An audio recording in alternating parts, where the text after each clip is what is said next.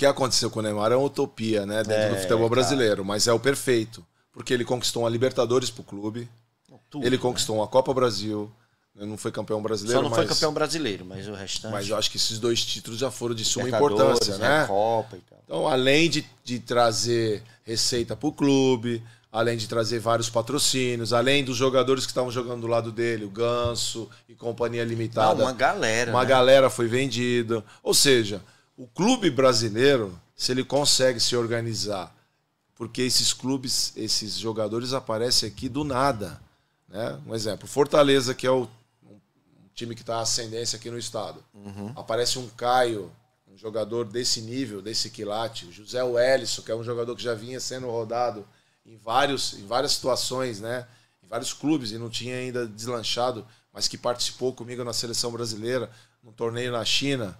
E é um jogadorzaço, base do Vitória, que tinha uma história lindíssima na sua categoria de base, revelou já vários jogadores, e agora está fazendo um grande trabalho aqui. Então, isso aparece no Brasil.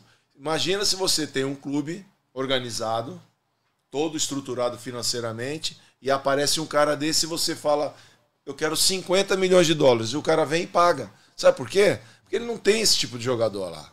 Não tem. O West Ham, ele não tem nenhum jogador na base dele que cheira o sapato do Caio nem do José Wellison.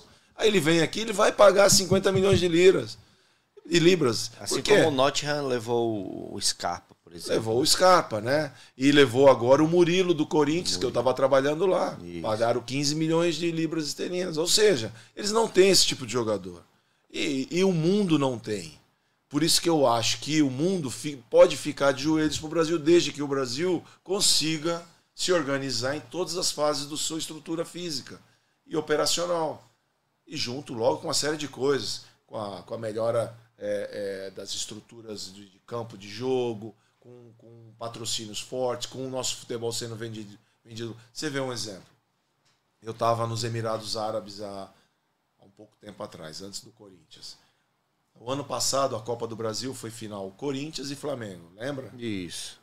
Quer dizer, o Corinthians com 35 milhões de pessoas de torcida e o Flamengo com 40 milhões dentro das minhas pesquisas de torcida.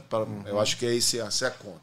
75 milhões de pessoas vendo um jogo de futebol, supostamente, vamos colocar aí 50 milhões de pessoas. Mais os observadores do futebol que amam o futebol, que vão assistir esse jogo. Vamos colocar aí redondamente 60, 70 milhões de pessoas vendo esse jogo.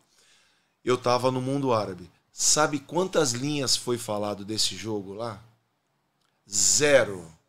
Não teve nenhum comentário, nenhuma aparição desse jogo importante, porque para nós aqui é o maior clássico, que rende maior visibilidade em todos os sentidos.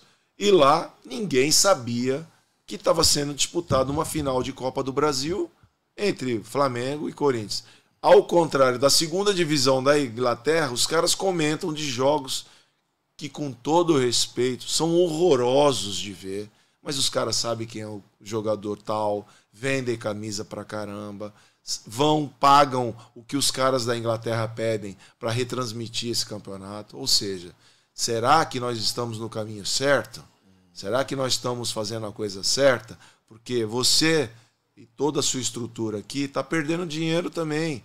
Porque se você falasse de 3 equipes que fosse conhecida em vários lugares no país e no mundo, com certeza o teu programa estaria sendo mais visto, com certeza você ia ter que colocar uma legenda em inglês, porque ia atingir outros países, com certeza ia vir marcas mais importantes do que você já tem hoje, que são maravilhosas, e para poder patrocinar o seu programa. Ou seja, uma série de coisas que a gente não sabe a proporção que a gente está perdendo em termos financeiros para poder estar trabalhando dentro do nosso esporte, rentabilizar, né? Rentabilizar e contabilizar isso para os cofres, não só dos clubes, mas dos profissionais que trabalham direto e indiretamente com o esporte.